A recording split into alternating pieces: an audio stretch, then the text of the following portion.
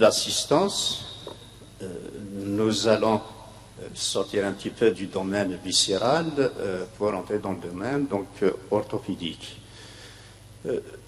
Avoir donc une diminution ou une perte de la fonction d'une articulation est vécu comme un drame par le malade. C'est à la fois un drame physique, puisqu'il vit avec une douleur insupportable, c'est un drame social, parce qu'il est dépendant, à la fois physiquement qu'économiquement, c'est un drame psychologique, puisque le malade a peur d'un handicap définitif.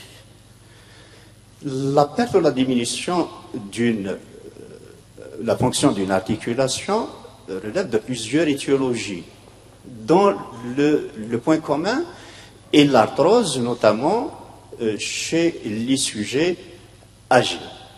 Cette arthrose est une dégénérescence du cartilage articulaire lié aux contraintes, à la fois aux contraintes et au vieillissement, mais secondaire aussi à des traumatismes, à des pathologies diverses. L'arthrose, c'est une dégénérescence à différencier de l'arthrite rhumatismale, qui est une pathologie du cartilage et de son entourage. Elle est fréquente. Elle est secondaire dans 60% des cas, et c'est la plus grave. La hanche supporte dans ces arthroses, la coxarthrose constitue la deuxième cause, après la deuxième fréquence après le genou. Elle supporte, c'est une articulation portante qui supporte 4 fois le poids de notre corps à cause de ce décalage entre le bras de levier interne et externe relié par les muscles équilibreurs de la hanche. Le diagnostic, il est simple, il est surtout clinique. La douleur, la boiterie, la diminution des amplitudes, la diminution de l'autonomie. C'est un diagnostic confirmé par la radiologie, par le pincement articulaire, les ostéophytoses marginales, l'ostéosclérose condensante. Comme toute pathologie en orthopédie, une classification radiologique, ici, bien sûr radiologique, permet à la fois de stadifier le niveau, la gravité de la pathologie, mais aussi, surtout, à but pronostique et thérapeutique. Si le stade 1 et 2 relèvent encore du traitement médical conservateur, le stade 3 et 4 relèvent d'un traitement prothétique. Il y a beaucoup de facteurs de risque pour l'installation d'une arthrose de la hanche ou d'une diminution de la fonction de la hanche. La surcharge pondérale, l'âge, les facteurs génétiques, les traumatismes qui sont très importants, les activités professionnelles. Nous avons entre avril 2015 et mars 2016 traité 40 coxarthroses, dont 25 ont été incluses dans notre étude parce que les autres n'ont pas assez de recul pour qu'elles soient correctement évaluées. Parmi ces 25 malades, nous avons 11 femmes et 14 hommes. L'âge moyen est indifférent, il est de la cinquantaine. Les étiologies retrouvées, c'est surtout les traumatismes, les coxarthroses post-traumatiques. En second lieu, viennent les coxarthroses d'origine ischémique, l'ostéonécrose de la tête fémorale. Parmi les traumatismes, les pseudarthroses du col fémoral, l'ostéonécrose de la tête fémorale, l'ONTF sur une vue standard, c'est un diagnostic radiologique standard, séquelles d'une épiphysiolyse fémorale et la coxaplana dans les séquelles d'ostéochondrite. Il y a d'autres, les dysplasies fémorales. 3 côtés sont intéressés, les 2 côtés sont intéressés, 13 gauche et 12 droite. Nous utilisons 2 cotations, il y a plusieurs cotations de la fonction de la hanche. nous avons pris comme référence la cotation de Postel, Merle, d'Aubilier, qui évalue la fonction de la hanche en pré- et post-opératoire, et la cotation de Lequin, qui permet d'évaluer surtout le pré-opératoire et qui nous permet de poser l'indication opératoire. La cotation de Merle d'Aubilier va de 0 à 18, 0 une hanche ankylosée, à 18 une hanche normale. La cotation de Lequin, de 0 à 23, 0 une hanche normale, 23 une hanche ankylosée. Voilà l'indice ergodystonique de Lequin. L'indice de Lequin nous pose l'indication, nous aide à poser l'indication d'une prothèse totale lorsqu'il dépasse les 10 points. Le traitement que nous avons institué donc pour ces 40 malades, ces 25 côtés, il s'agit donc d'une PTH sur de prothèse totale de hanche cimentée.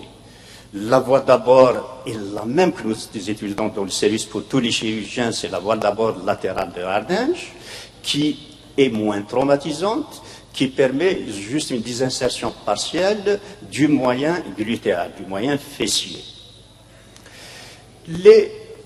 L'évolution le geste opératoire est pas très lourd. La durée d'intervention selon les chirurgiens va de 45 minutes à 70 voire 90 minutes. La mise en charge, l'avantage de cette intervention, c'est que la mise en charge est immédiate. Dès le réveil, le malade peut bouger sa hanche comme il voudra. Le lendemain, le malade est mis en charge avec donc position assise, debout, quelques pas au niveau de la chambre d'hospitalisation. Le surlendemain, il peut marcher avec un tuteur externe.